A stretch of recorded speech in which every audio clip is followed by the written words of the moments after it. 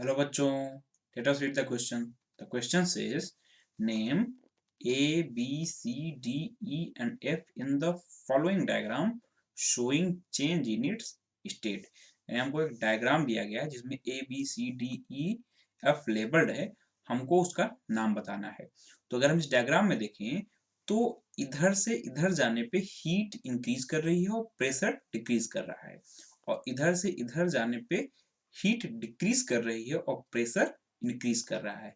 यानी जो physical condition of temperature और प्रेशर चेंज होने पे इनके स्टेट्स में कैसे चेंज होगा ये दर्शाया गया है, और इसमें हमको उस पर्टिकुलर स्टेट चेंज को क्या नाम दिया गया है ये बताना है। ठीक है, तो हम स्टार्ट करते हैं। तो सबसे पहले हम ए की बात करते हैं।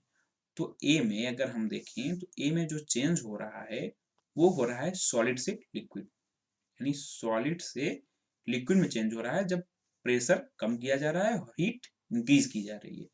तो ये चेंज हो रहा है सॉलिड टू लिक्विड। अब सॉलिड से लिक्विड में जो चेंज होता है उसको मेल्टिंग कर सकते हैं या फिर फ्यूजन कर सकते हैं। यानी जो ए है वो है मेल्टिंग या फिर फ्यूजन। ठीक है, अब बी की बात करें तो बी में जो कन्वर्जन हो रहा है वो हो रहा है लिक्विड से गैस में।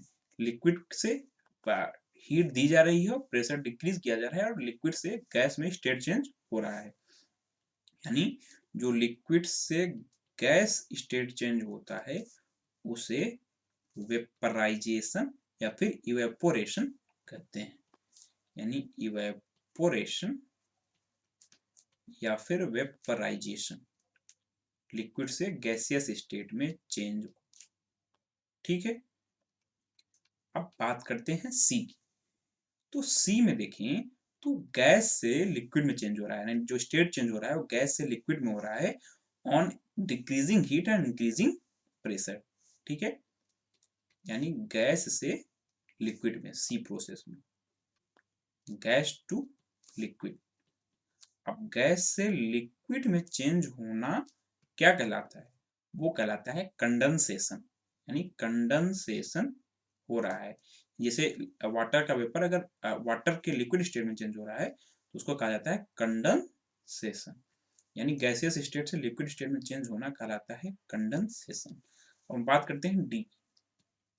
तो डी में देखें तो डी में लिक्विड से सॉलिड में चेंज हो रहा है on decreasing heat and increasing pressure.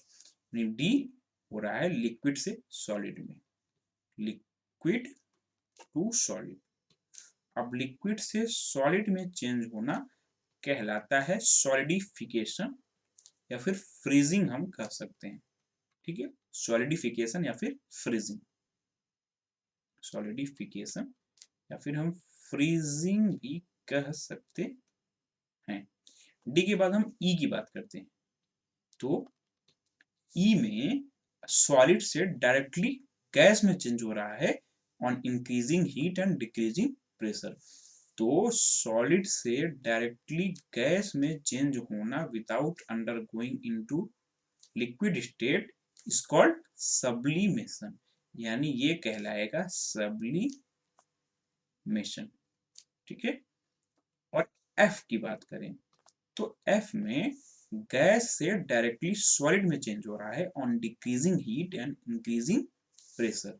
यानी gas to solid without undergoing into liquid state, इसको भी कहा जाता है sublimation. Solid to directly gas और gas to directly solid without undergoing into liquid state is called sublimation. यानी इसको भी सब्लिमेशन कहा जाएगा। इस क्वेश्चन के फाइनल आंसर की बात करें तो इस क्वेश्चन में हमसे बोला था कि जो भी A B C D E है उनका हमें नाम बताना है। तो हमने देखा ए जो प्रोसेस है वो है मेल्टिंग या फ्यूजन, बी जो प्रोसेस है वो है इवेपोरेशन या वेपराइजेशन, सी जो प्रोसेस है वो है कंडेंसेशन, डी जो प्रोसेस है वो है सॉलिडिफिकेशन या फिर फ्रीजिंग, ई जो प्रोसेस है वो है सब्लिमेशन और एफ भी सब्लिमेशन है। This was all about this question. Hope you understood it well. Best of luck.